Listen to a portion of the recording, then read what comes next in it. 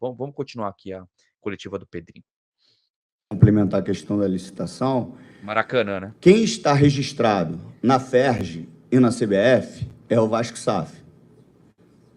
Então, por mais que eu queira, eu não tenho autorização para representar o Vasco na FERJ e na CBF. Seria muito fácil para mim, como, por exemplo, quando deu o problema do Maracanã, eu pegar a rede social e ficar jogando para a galera que eu estou indignado porque eu não vou fazer isso. Eu vou fazer algo que seja efetivo. E o efetivo foi eu passar quase que o dia inteiro com o governador, Cláudio Castro, falando que o Vasco precisaria jogar no Maracanã, especificamente nessa questão da semifinal com o Nova Iguaçu. Nós temos um corpo jurídico muito forte que poderia, obviamente, e está disposto sempre a ajudar o Vasco para construir uma proposta interessante para a licitação do Maracanã. Isso não foi feito. A SAF fez por conta própria e a gente não teve participação nessa proposta.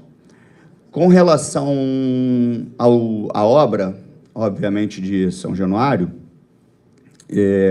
a gente vai precisar, no período da obra, né, de modernização, que a gente não sabe se vai durar 2 anos e meio ou 3 anos, de ter um outro local para jogar.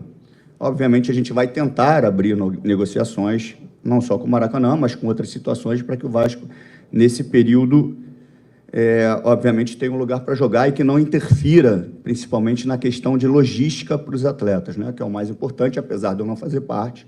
A gente pensa nisso, se o Vasco vai jogar fora do Rio de Janeiro, vai jogar no Nordeste, e a gente vai tirar o jogo aqui porque está em obra, vai botar fora do Rio de novo, então tem todo um desgaste de viagem, e a gente sabe como os jogos tem um desgaste físico grande, então tem que se pensar nisso também.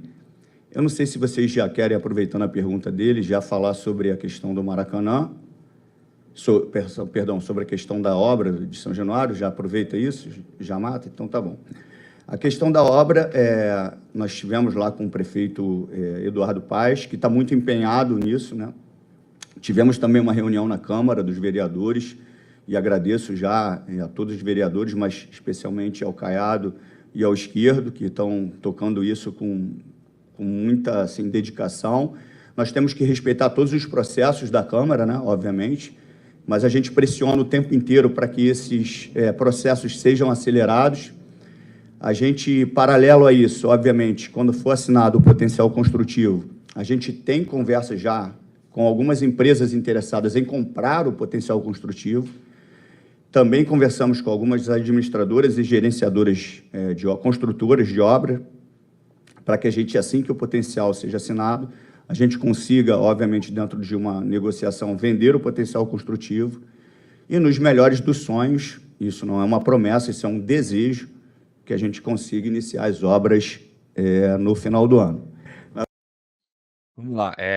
2 assuntos, né, Edmundo? Sobre o Maracanã, a licitação, ele fala que não pode fazer tanta coisa, que isso cabe à SAF, infelizmente, ele até tenta ajudar, né, usando o artifício dele ser um cara conhecido, ídolo, etc, e ter acesso, né, falar com o governador, etc, que é um problema, né, isso, e depois, logo em seguida, ele fala sobre a construção aí, né, a reforma, perdão, de São Januário, né, Edmundo? Sim, em relação ao Maracanã, quando você tem uma relação mais estreita com a cidade, né, você tem acesso, né, o presidente da federação, o presidente da CBF, o prefeito, o governador, você tem acesso. Quem mora nos Estados Unidos, não fala a nossa língua, não tem acesso. E as coisas ficam mais facilitadas quando você tem conhecimento, né? Isso é em todas as áreas. A influência ela acaba ajudando, tanto que a licitação ela não terminou. Ela é provisória para o Flamengo e para o Fluminense. Então, muito por esta relação, pelo fato dos 2 times estarem no melhor momento, pelo fato dos 2 times terem uma torcida grande aqui na cidade, enfim, é relacionamento.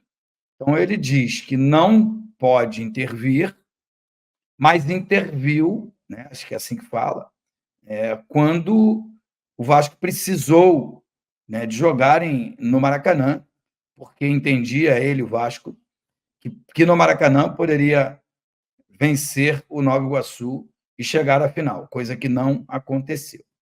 Em relação à reforma de São Januário, existem dois pontos que são importantes. Mais importante é a obra em São Januário, é a reforma de São Januário, um estádio que tem quase 100 anos. Você também aumentar a capacidade, aumentar o conforto. Ele falou muito do entorno, porque são 2 anos, 3 anos aí parados para a obra.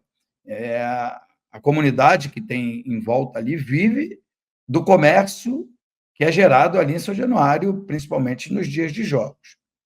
Isso está sendo feito um levantamento para que essas pessoas não tenham um grande prejuízo, né?